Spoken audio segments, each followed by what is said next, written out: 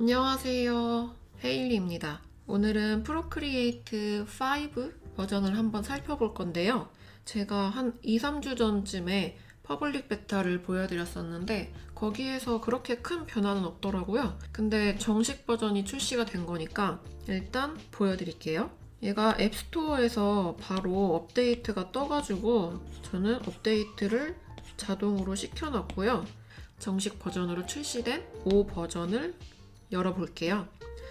제가 이전에 가지고 있던 작업물은 그대로 보존이 됐고요. 지금 봤을 때는 별 차이가 없죠? 이쪽에 캔버스 추가를 눌러보시면 여기가 변경이 됐어요. 제가 예전에 작업할 때 썼던 그런 사이즈들이 그대로 다 저장이 되어 있고요. 새로운 캔버스 만드실 때는 여기 플러스 버튼 눌러서 이쪽에서 캔버스를 만들어 쓰시면 돼요. 픽셀이나 밀리미터, 인치 이런 식으로 원하는 사이즈 지정하시고 색상 프로필에서 CMYK나 RGB나 원하는 거로 하시면 돼요. 제가 저번에도 말씀드렸지만 저는 이거에 대해서는 지식이 없어가지고 가장 많이 쓰는 거를 제일 위에다 놨겠지 하는 마음에 CMYK 같은 경우에는 제일 첫 번째 있는 걸로 작업을 하고요. RGB 같은 경우에는 디스플레이 P3나 제가 이거를 조금 많이 본 것 같아요. 포토샵에서도 이 sRGB IEC 이 두 번째 거 이렇게 두 개를 쓰시면 될 것 같아요. 그다음에 타임랩스 설정은 자기가 작업하는 거 영상으로 자동으로 찍히는 그거죠. 여기에서 타임랩스 녹화되는 설정을 하실 수 있고요. 캔버스 속성에 들어가시면 배경 색상을 하얀색으로 하실 수가 있고 제일 기본적인 세팅이죠. 만약에 여기에서 핑크색으로 바꾸시면 캔버스가 처음부터 핑크색으로 만들어지는 거예요. 보라색이죠. 이런 식으로 만들어지는 거고 제일 기본적인 세팅은 당연히 하얀색이겠죠. 그다음에 여기 위에를 클릭하셔서 이름을 바꾸실 수 있어요. 그다음에 창작 이런 식으로 하면 캔버스가 만들어지고요. 제가 최근에 진짜 많이 들었던 질문인데 이 인터페이스를 어떻게 밝게 하냐고 자기는 어둡다고 하시는 분들이 많더라고요. 예전에 설명해 드린 적이 있었는데 다시 한번 알려드릴게요. 이 연장 모양 있죠? 얘를 눌러서 들어가시면 설정에 밝은 인터페이스라고 있어요. 저는 이게 지금 활성화가 되어 있는 거고 얘를 끄면 원래 기본적으로 되어 있던 까만색인 거예요. 제가 영상 촬영할 때는 밝은 게 조금 더 보기 쉬운 것 같아서 저는 밝게 사용을 하고요. 원하시면 이렇게 바꿔서 사용을 하시면 돼요. 그다음에 브러쉬도 제가 예전에 구매해서 넣어놨던 거, 다운받아서 넣어놨던 거 다 그대로 가져와 줬고요. 브러쉬가 기본적인 브러쉬가 새로운 게 많이 추가가 됐어요. 이 그릭이라는 거에서 특히 이 오베론 브러쉬랑 이글호크라는 이 브러쉬는 약간 브러쉬 판매하시는 분들이 많이 판매하셨던 그런 스타일의 브러쉬인 것 같아요. 이런 거. 브러쉬 같은 경우에는 한 번씩 다 만져보시면 될 거예요. 얘를 한 번 더 누르면 이렇게 설정할 수 있는 창이 엄청 꽉 차게 뜨는데 이전에도 이 브러쉬 설정 부분은 생각보다 되게 어려웠었거든요. 근데 더 전문적으로 바뀌어서 살짝 거부감이 든다고 해야 되나? 그래서 약간 쓰는 기능만 쓰게 될 것 같아요. 이쪽에 브러쉬에서 서예 쪽에 보시면 모노라인을 제가 많이 쓰잖아요. 여기 오른쪽에다가 그리기 패드를 색깔을 변경하면서 이런 식으로 미리 써볼 수도 있고요. 여기 초기화 하시고 다시 한번 또 쓸 수도 있죠. 이것도 최근에 좀 많이 들었던 질문인데 이전에 브러쉬 설정에서 유선형이라는 설정으로 해가지고 이 선이 약간 따라오는 느낌? 이런 거를 어떻게 조절하냐 하시는데 여기 획 경로에서 스트림라인 이거거든요. 얘가 클수록 모양이 약간 보정이 된다고 해야 되나요? 보정이 되고 선이 좀 따라오는 느낌인데 얘를 이렇게 줄이면 모양 보정도 좀 덜해지고 따라오는 느낌도 덜해요. 그래서 이거는 본인이 쓰시는 그 정도에 맞게 조절해서 사용을 하시면 되고요. 이게 장점이 될 수도 있고 단점이 될 수도 있으니까 작업하는 환경에 따라서 작업하는 게 어떤 건지에 따라서 조절을 하시면서 사용을 하시면 돼요. 그리고 이 브러쉬 같은 경우에는 만약에 자기가 창작을 하나 했으면 이 브러쉬의 가나이어에서 여기에다가 자기 얼굴이라던가 사인을 넣을 수가 있었죠. 지금 얘는 기본 브러쉬라서 그게 불가능한데, 얘를 하나 복제를 해서 여기를 들어가시면 이쪽에 제작자 이름이랑 사진, 사인 다 넣을 수 있죠. 이렇게 해서 이제 공유할 때 내가 만든 브러쉬다, 이렇게 워터마크처럼 할 수 있는 거예요.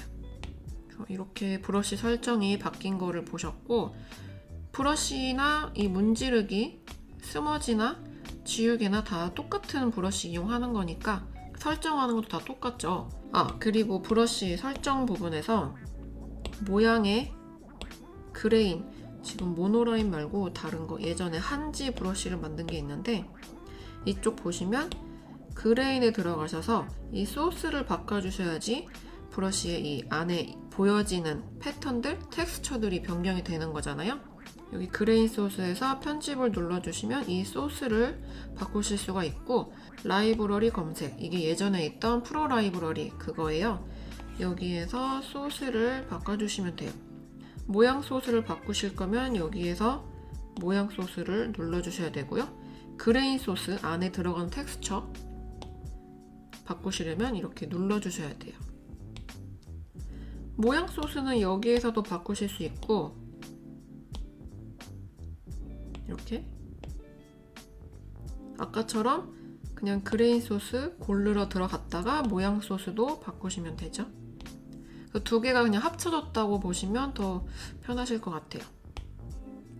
이번에는 이 색상 부분이 제일 눈에 띄는 변화가 있었는데요. 얘를 눌러보시면 이쪽에 길다란 막대기가 하나 보이시죠? 이 막대기 쪽을 클릭해서 이렇게 이동을 하면서 색상을 요리조리 옮기면서 사용을 하실 수 있어요. 색을 많이 바꾸시면서 작업하시는 분이면 이게 편하실 수 있을 거고요. 이 색상 부분에서 또 새로 생긴 게 하모니라는 섹션이 생긴 건데요. 다른 디스크, 클래식, 이런 갑, 팔레트 이런 건 다 똑같고, 하모니를 보시면 내가 지금 선택한 색깔이랑 유사한 색깔 자동으로 선택을 해주고요. 이렇게 옮기면 이 큰 동그라미가 제가 지금 선택한 거고, 옆에 붙어 있는 것들이 유사한 컬러를 보여주는 거예요. 그래서 색 쓰기가 좀 더 편해졌죠. 또 보색 같은 것도 고를 수가 있는데, 이쪽 유사라고 써 있는 부분을 터치하시면 보색도 할 수 있고, 지금 이 핑크색의 아까 보색이 약간 파란색 계열로 간 거죠. 이렇게 선택해 보시면 반대 방향에 있는 컬러를 보여주는 거예요. 그 다음에 보색 분할, 이런 식으로 보색이 두 가지 색깔 보여주는 것도 있고, 삼합 이렇게 있고, 사합 이런 식으로 컬러를 고르기가 훨씬 편해져서 저는 하모니를 켜놓고 거의 쓸 것 같아요. 그리고 이 색상 부분에서 좀 좋아진 기능 중에 하나가 내가 선택했던 컬러의 히스토리를 볼 수가 있는 거예요. 예전에는 이 기능이 없어서 항상 팔레트에 따로 저장을 해놓던가 아니면 이쪽에다가 컬러를 하나씩 팔레트처럼 해놓곤 했었는데, 이제는 여기에 내가 골랐었던 색깔들이 다 히스토리가 남으니까 생겼죠? 사용했던 컬러들이 히스토리가 남으니까 훨씬 더 쉬워졌고요. 여기 있는 것들은 한번 지우기를 싹 누르면 또 깨끗해져요. 근데 이 색상에서 제가 예전에 베타 버전 설명드릴 때도 말씀드렸는데, CMYK 캔버스를 만들어도 여기에는 CMYK 값이 나오지가 않아서 이거는 조금 별로다 라고 했었던 적이 있었거든요. 이번엔 고쳐졌는지 한번 해볼게요. 캔버스를 지금 여기에는 제 거에는 CMYK가 없으니까 만들기를 해서 일단 밀리미터로 80mm, 80mm, DPI는 300으로 했고요. 색상 프로필에 CMYK를 첫 번째 거로 해볼게요.